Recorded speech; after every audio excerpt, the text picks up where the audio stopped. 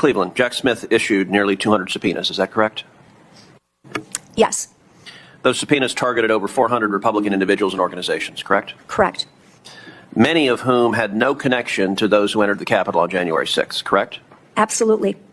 And in fact, some of those organizations didn't even exist on January 6th. Is that correct? It is. We have to watch this, how Biden administration weaponized the government itself just to destroy Trump. That's how paranoid he was. Let's watch this. So we're not talking about a narrow investigation. We're talking about a sweeping operation targeting virtually the entirety of the other side politically. It was a fishing expedition. So let's turn to the Constitution. Subpoenaing the toll records of members of Congress, does that raise serious constitutional concerns? Absolutely. And in fact, we have the PIN who notified the Special Counsel's office of those concerns.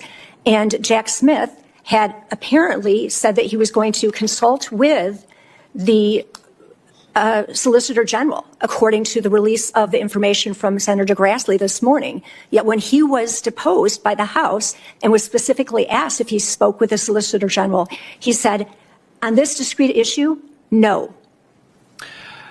Among other issues, it raises significant issues with the speech and debate clause, correct? Absolutely. So much so that, as you noted, when Jack Smith subpoenaed AT&T to get my toll records, AT&T refused to comply with the subpoena because they concluded that it violated the speech and debate clause. Is that correct? Absolutely correct. And they backed down. Jack Smith did not try to enforce that subpoena, did he? He did not. He did not go to court and litigate the matter, did he? He did not. Does that suggest, as it does to me, that he knew damn well what he was doing was illegal and would not be upheld in court? It does suggest that. When the federal government subpoenas donor lists, internal communications, organization records, does that implicate the First Amendment and also freedom of association in particular? It does, and the Supreme Court made that clear in the NAACP case. Mr. Chamberlain, aside from the legal violations, what specific crimes, if any, were actually uncovered as a result of the Arctic Frost investigation? I'm not aware of any crimes that were uncovered.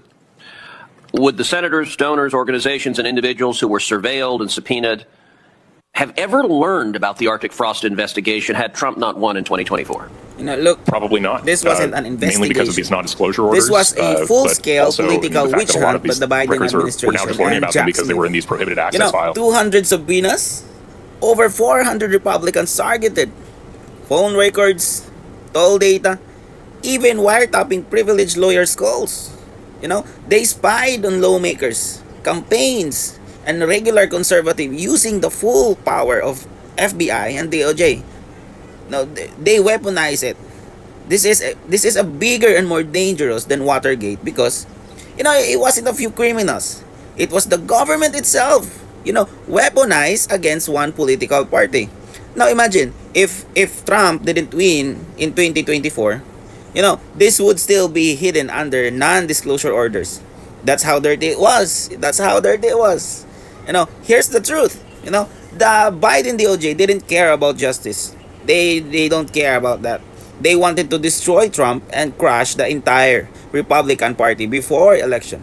This is two-tier justice at its absolute worst. I've never been a fan of Biden. I never was and will never be. And after seeing this, it's crystal clear why so many Americans lost complete trust in the FBI and the Department of Justice. They turned federal law enforcement into a Democratic party. They used it as a Democrats' personal attack dogs, and it was crazy. It was crazy, and they are branding themselves as the champion of free speech, democracy, freedom. But what they did, it contradicts. There's a contradiction about their persona, about their platform, and their policies. I hope Democrats will never sit again in the White House. I pray for that.